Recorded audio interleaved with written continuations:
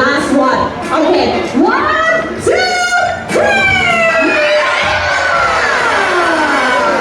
3 ครั้งเลยนะคุณผู้ชมแค่รักมากทีนี้ค่ะบอลหายไปเลยแน่นอนค่ะผู้ขาเรียกว่าเป็นการเล่นมายากลนั่นเองแต่ว่าในแอคชั่นต่อไปนะคุณแก้มคะเดี๋ยวเรามาดูลีลาของซุปเปอร์โมเดลได้เหรอคะได้กัน What is oh my god ladies and gentlemen go to the next level take off through the model let's see if you walk style okay everybody please get to the step now เฮ้ยเด็กๆคะเสียงปรบมือตามจังหวะเสียงเพลงตาเฮ้ยเฮ้ย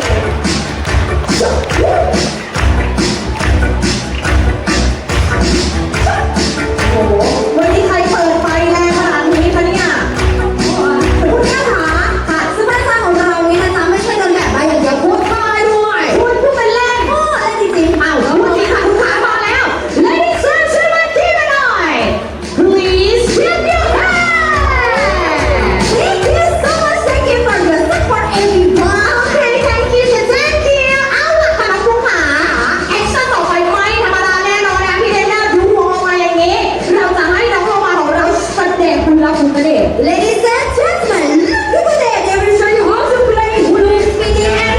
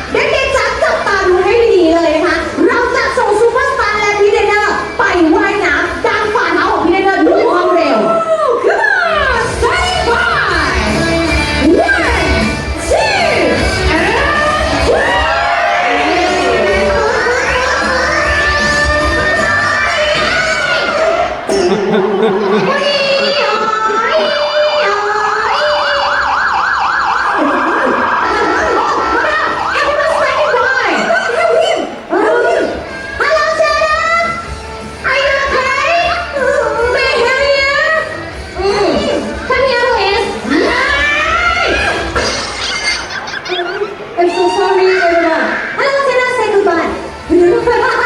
Okay, please give a big hand. What look here? Oh, what is this? Board. Oh, so cool. Okay, ladies and gentlemen, go to the next action.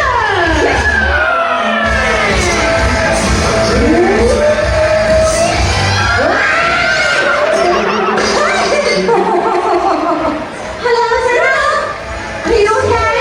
Is it? Oh, okay. เดี๋ยวคุณพี่เจอหน้ากับเขาแบบนี้เรียกได้ว่ามาแต่อยู่ในแอคชั่นเลยไม่ธรรมดาเลยตื่นขึ้นมาขนาดนี้คุณขาแรงขนาดไหนล่ะคุณจ๋าไม่มีเอาเลยค่ะแอคชั่นต่อไปเอาไว้ค่ะคือประสานเลยพี่เทรนเนอร์ของเราอ่ะฮะมีแอคชั่นสุดพิเศษมาบ้าง One, two, three.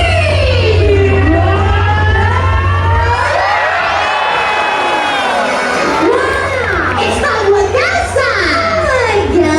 Bravo, bravo, okay? Ladies and gentlemen, okay? Ladies and gentlemen, keep an eye. 1, 2, 3. Don't forget to say hi.